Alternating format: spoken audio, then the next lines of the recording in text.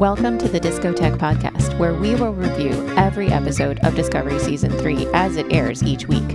While we're waiting for the new season to begin in October, we are going to be reviewing Season 1 and Season 2. This week is all about Season 1.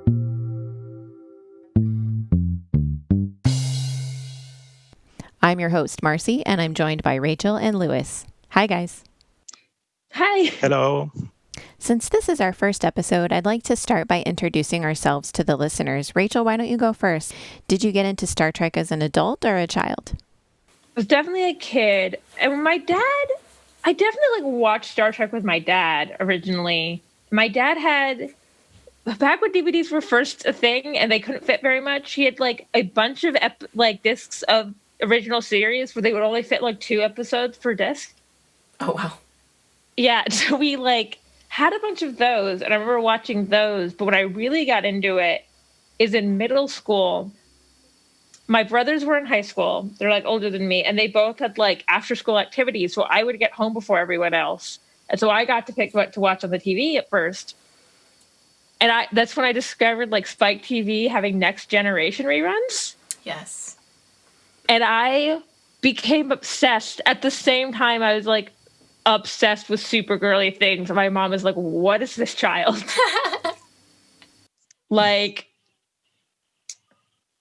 was still kind of playing with Barbie dolls, but also been but look at this existential space show. And my mom was just okay. I feel like your Twitter feed is like that too, because there's Jane Austen and Star Trek. Yes. And it's this is the perfect intersection of my interests right here is British literature and sci-fi. It's perfect. I remember a friend, a family friend once, when my mom was saying something, she's I don't really watch superhero movies. And the family friend was and you're Rachel's mom, that's so weird. My mom was she likes my stuff too. Yeah. I can like more than one thing. Yeah. Sure. What about you, Lewis? Well, I started watching Star Trek 30 years ago. First time I was watching TV, and there was the TMP, the motion picture. But at that time, I didn't know what Star Trek was. Then, sometime later, I started watching the original series on cable TV. At that time, in my country, cable TV started. It's the new thing. In my house, we start having cable TV. So I could watch the original series. And then some years later, they started broadcasting The Next Generation. So Nice. Since then, I started watching and watching and watching. And have you watched every series as it came out, as it aired, since Next Generation? Yes, every series, except the animated series. I didn't watch it. Okay. But now with Lower Decks, I want to watch it. Yeah. Yeah, I've seen the first 5 episodes of the animated series, so I need to catch up with that one. So I don't really remember before Star Trek. It's always been a part of my life. And in fact, I tweeted about this a couple days ago. I thought everybody watched Star Trek. I thought it was this household thing that was part of everybody's life. And I was in kindergarten, and I was just talking about it this latest thing that happened on Next Generation. And this girl was what? And I was Star Trek. And she was what's that? And I'm that can't be. I thought everybody watched this. So it's always been there. And I got away from it when I started dating my husband, because he was Star Wars. He was into Star Wars and Jedi. And so I went on this deep dive into Star Wars with him for years. And then the Rise of Skywalker came out in December, and it just felt man, this is the end. There's nothing coming out for a while. So I don't know, what's after the Skywalker saga. Let's get into Star Trek. So I wanted him on board with me, so I bought him the Discovery Season 1 DVDs for Christmas, because I was if it's a present, he'll watch it because it's a gift. So I gave him that, and we started watching Discovery, and he was hooked. Yeah, I think one good thing about Star Trek is because there's so many shows that I can, when I'm recommending like it to friends, that I was like, here's what you'll like and your specific interest. Like there was one friend who was like, Janeway seems cool, and I was like, watch Voyager, and now she has, and she's going to watch more, but she's watched all of Voyager. Yeah, that's great. Perfect. Yeah. I was like, good way to get like indoctrinate people. Exactly, because there's something for everybody. Star Trek, you have all these different storylines, and so if you want action, or you want something, like if you want something episodic, or you want something story arc for the season, like it's there. You can have it. So season 1, we had Michael Burnham, obviously, as the lead, Tilly, Stamets, Lorca. Who was your favorite character? Oh, that's quite difficult. But I always have problems picking my favorite character because I usually like little things of everyone. But at the first time I watched Discovery, my favorite character was Lorca. Did you always feel like something was off with him? First time I thought he was like not like normal captain of the Next Generation, for example. It was like more a bit of Kirk, a bit of Sisko, maybe like a warrior type. Not very common on other Trek series. Right, because he was like this wartime captain. Yeah, he's like action first, and then he asked for opinions on the crew. For me, that was very surprising. Yeah, I think that moment I realized who he was when Tyler takes Michael out to, in the episode where she's trying to find her father in this nebula, and he's like, bring her back safely. And Tyler's like, yeah, sure. And he's like, or don't come back at all. It's like, that's his, I feel like that's where you get to know like who he is. There were no questions. I was surprised because they gave you hints about maybe he's from Mirror Universe, maybe he's not. But I wasn't sure because I was thinking they are not going to dare put in a mirror captain on the series, and they did it. It was bold. Because I feel like before the captains were always, that was the one you look up to. Yeah, definitely. And I kind of appreciate they're like, no, we're just gonna go, like we're gonna swing and take big swings. Yes. Not play it safe. Right. They didn't play it safe at all. And I think that's why this one, it just feels so groundbreaking for a Star Trek series. I think my favorite character in season 1 is Tilly. A big reason is I have ADHD, and it really related to Tilly's, I guess, quirkiness isn't the right word, but more like slightly neurotic in a way that's not like neurotypical. And I was like, oh, this is what I would be like if I was in Starfleet. Like I'd be a really hard worker, but I would still be me. Yeah, very relatable. And I also I appreciated I don't have quite Tilly's hair. But I have naturally wavy in some parts, curly in others because my hair can't make up its mind. But for her and Michael, I really appreciated them showing her natural hair, and so that I was gravitated towards that because I was like, I liked that no time was the fact that she had big bushy curly hair was never called unprofessional for having that hair. Yes, exactly. And she's a lot of fun, and I feel like you often in in sci-fi can have really stuffy characters, and I'm always like, let's have some fun. One of the things I love about Tilly is her voice, because a lot of times in life and in TV shows, women are kind of asked if you're in a position of power to speak with a more dominating, a lower pitch, more manly sounding voice, and she has a super feminine voice and doesn't try to change it at all. It's just, it is what it is, and people respect her. I appreciate that too. Yes. I appreciate this is what I loved Deanna Troi when I was a kid too. Not always the best written character, but I like that she was allowed to be feminine and her male colleagues took her seriously. Right. Yeah. So, did you want to say who your favorite character was? My favorite character. Yeah. Okay. So I would say you guys pick my favorite character. Is not fair. Sorry. It's okay. So with those two aside, which I love for many of the reasons that you guys picked, I want to highlight Stamets because he goes through such a journey in season 1. He is grumpy and just so not in touch with his emotions and just really unfriendly, and then you come to find out, that he wants it to be there for the science, and he's really not into this war thing at all, and he wants to leave. And then he becomes this science project that he's been dreaming of, and he can talk to his little mushrooms, which was his dream. And then it changes his whole personality. And then he's the one talking to Michael about getting in touch with her emotions and her humanity.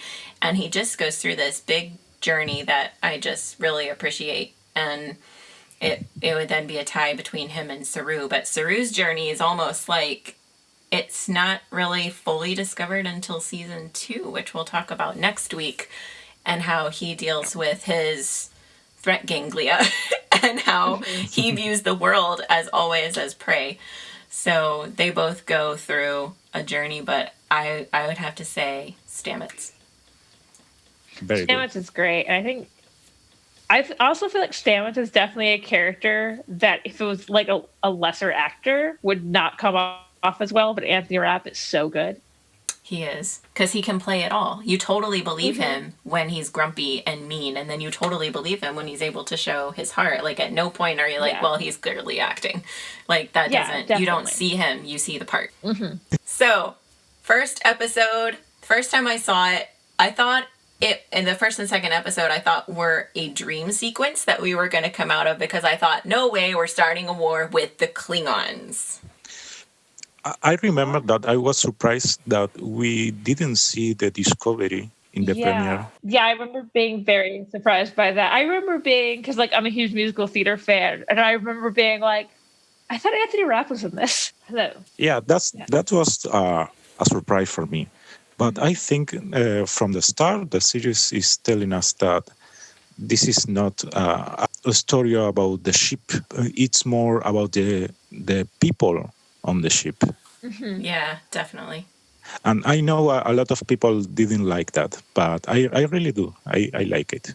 I like it too, because, really it is about the characters, and Discovery highlights that really well by letting you travel to different ships and you follow the same crew. So it's about these. Definitely. So then Michael Burnham goes through this court-martial. She's on a prison transport. It gets bumpy. Their pilot flies off into space, and they're pulled aboard Discovery, and we finally meet Discovery's crew. Enter Tilly, enter Lorca, and Saru is back, and now he's really mad. I do remember from that third episode having this feeling of, because like the audience obviously knows more about Klingons than like those characters do, and everyone's like, we wouldn't be at war if she hadn't like attacked those Klingons. And I remember thinking, if the Klingons wanted a war, there was going to be a war. Yeah, you're going to do war. you don't get a choice in this matter. Right? I was like, not saying she did the right thing, but the outcome would not have been different. Right, but we do kind of forgive her for that. I mean, I did when I watched it. Definitely, and I feel like it's one of those things that I feel like they make her pay for it enough.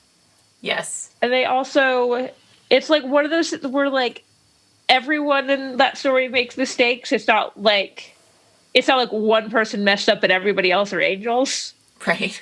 I mean, obviously Lorca, but I'm thinking about like the stuff that happens to Ash Tyler, obviously later on, and yeah, they all get their own arc, which is really nice. It doesn't leave loose ends or flat characters. It lets them all develop. Yeah, they learn about the spore drive. They get this to work. They become the ship in the fleet that can go in and out. And they're helping them win the war, but then they realize that they're killing this poor tardigrade. Stamets becomes the supercomputer. He says one more jump, and Lorca tricks him. Boom, they're in the mirror universe. So let's skip ahead to there. I very much remember where I was because I was traveling when that episode aired, so I had to watch it later. So I got spoiled on one thing that happens in that episode. So I got spoiled that they went to the Mirror Universe because someone in the cast like made a joke about it on Twitter. So I was annoyed. Right. But I was watching it in a hotel room in Australia where my two friends were like just talking, and we were like, you know, when like you're sightseeing all day and you have a break and you're like, can we just relax for like an hour? In that same episode is when Colbert dies, and I annoyed that I got spoiled by that, and I hadn't gotten spoiled by that, and I gasped so loudly that my friends started laughing at me. Oh, I think that was very bold because Colbert is a beloved character. I remember that people went very mad. I think Wilson Cruz had to say, like, okay, I'm dead, but please wait, because people were very upset about it. I know, like, and I very much get one of the reasons is, like, I think it came from the tail end of, like, a bunch of shows, like, at the same time killing off queer characters. Yes. And it was, like, the latest one, and they had to be like, no, like, this is not the end of this character. Yeah. Like, I think Discovery, like, handled it very well with, like, how they, especially compared to other shows at the same time. Right. I feel like Ash Tyler never fully recovers from that either. No, and I kind of like that for Star Trek because there's so many episodes of, like, Next Generation or, like, just the 90s ones where you're like, they went through some real trauma and they just forget about it next week. Yes, it's all reset back in an hour and you're back to square one and you lose that development. Yeah. Or I always joke that they never pay attention to, like, what order they were doing episodes in for sometimes because I was like, there's a new trauma. They just had a trauma last week. Yeah. I can think about O'Brien. Yeah, O'Brien. I always think about Bashir because I always call this Bashir's worst month is that it's when he gets kidnapped and replaced by a changeling, and the next episode is when he gets outed as an augment. After that, and I was just like, can he not catch a break? Did you guys see that comic book that somebody made about O'Brien? Oh, O'Brien's just like working mundane jobs. Yes. Yeah. It's. I feel so bad. It's so because of how much they made him suffer. I was just like, why do you keep doing this to him? He doesn't deserve it. Yeah. He's a good guy. Just a nice family man trying to live a life. Like, right. He's settled down. He's on a space station. I think in this case, they are not going to do that with our Discovery characters because if they suffer, they keep suffering. Yes. Yeah, I feel like there are consequences to, like, stuff. Yes. Which is, I think, just telling a modern storytelling, but it's also more realistic. Like, it is. Because, yeah, you don't just do something and then the next day you're over it and everything's fine again. Yeah. That's not real life.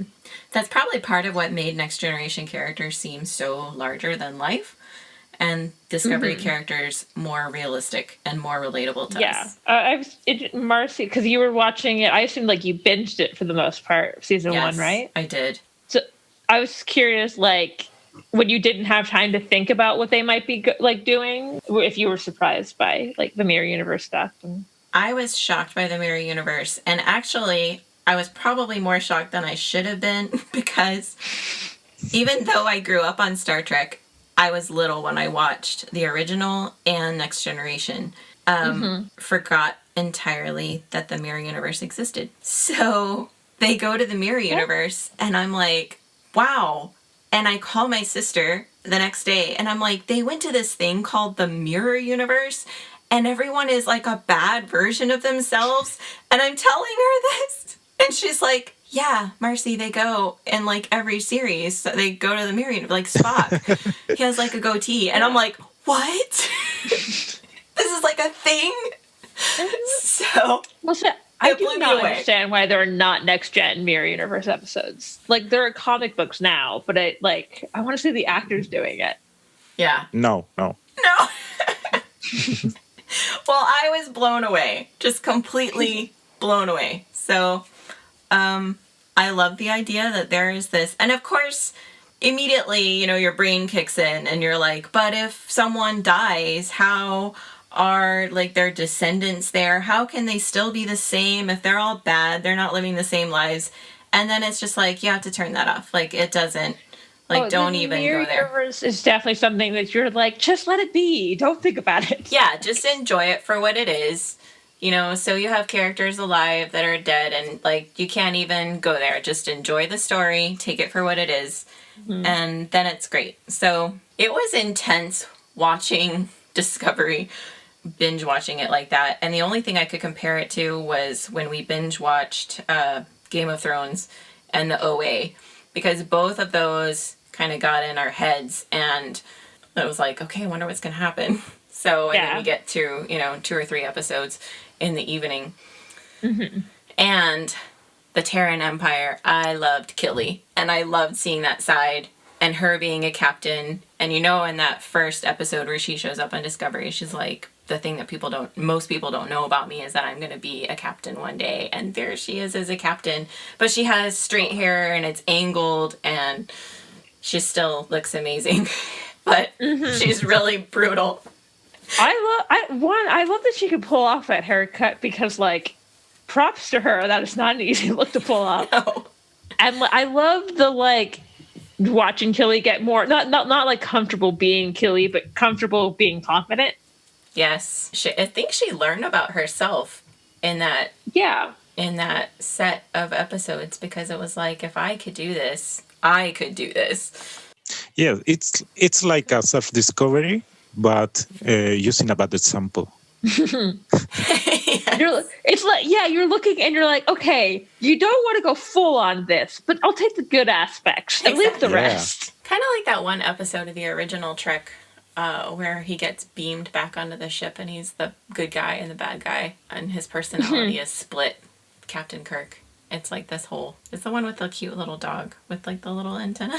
Oh, yeah. Yeah, that one. It's classic. I don't understand why they don't make little dog costumes of that alien. Oh, yeah. Someone needs to cosplay their dog like that. I want to. Technically my brother's dog, but she's little and she would fit. She would hate it, but... Aww. Oh, should we talk about Vogue at all? Do you want to? We probably should. Go for it. Oh, I was going to say the funny, like, you weren't in the fandom, so I don't know. Do you know about the fake IMDb page they made for him? No. They made a fake IMDb page for the actor that was supposed to be playing Vogue. Then everyone went and they're like, what's up with this actor? He only has 1 credit and it's this. They're like, oh, he's definitely someone else on the show.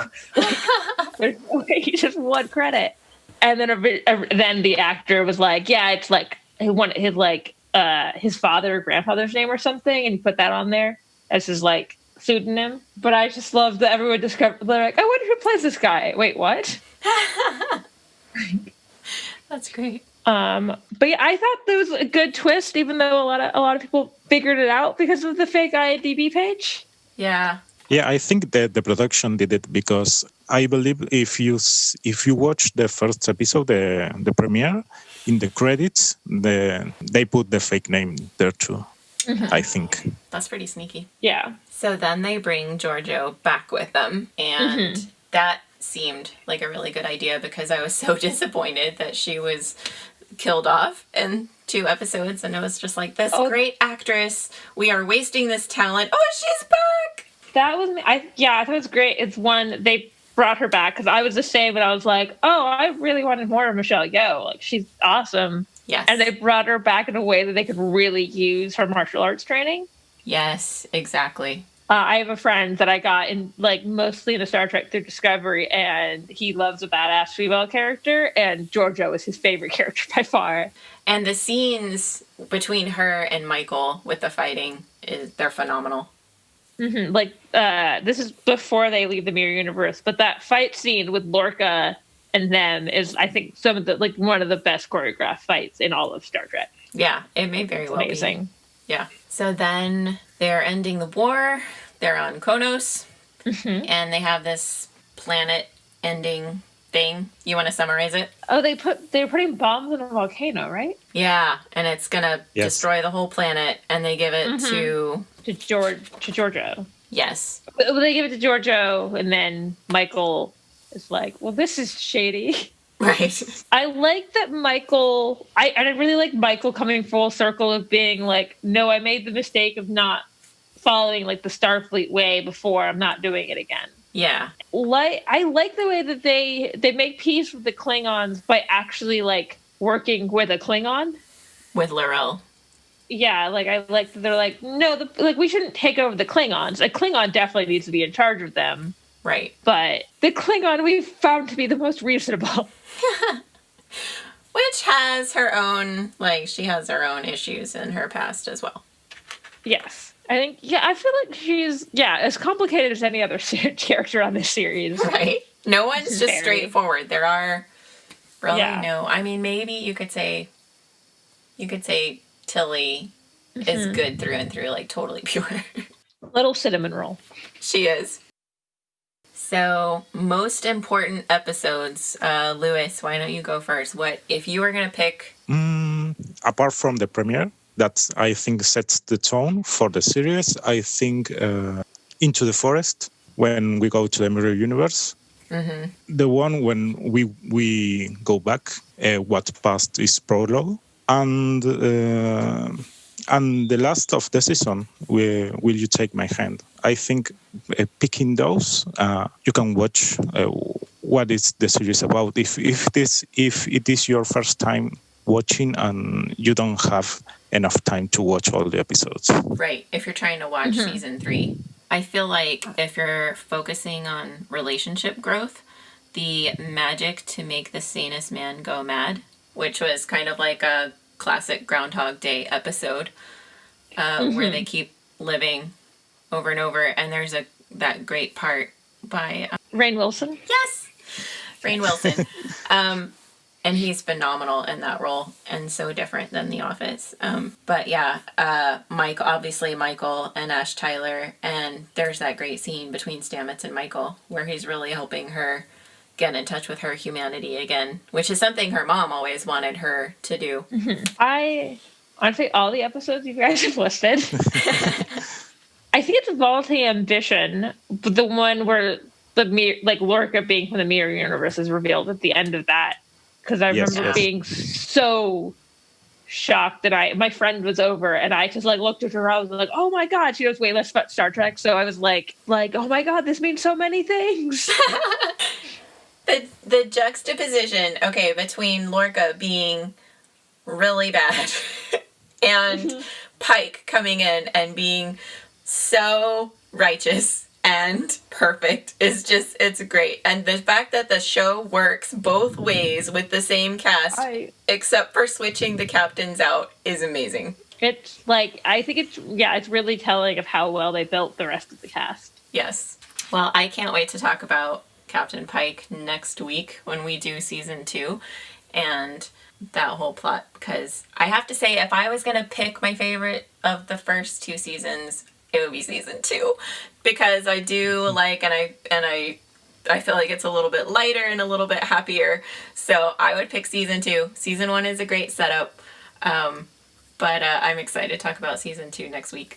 I would say same, because then everyone's like, oh, you didn't like season 1 that much. I was like, no, I loved season 1 and didn't think I could love the show anymore. And season 2 started and I was like, oh, whoa. Yes. I like it even more somehow. Yeah. I'm the second step of loving a show. Right. I think it's very rare especially, I feel like most shows, their second season is usually a little weaker than their first. So this season the second season being even stronger, I was so impressed by, and just, made me love it even more. Yeah, me too.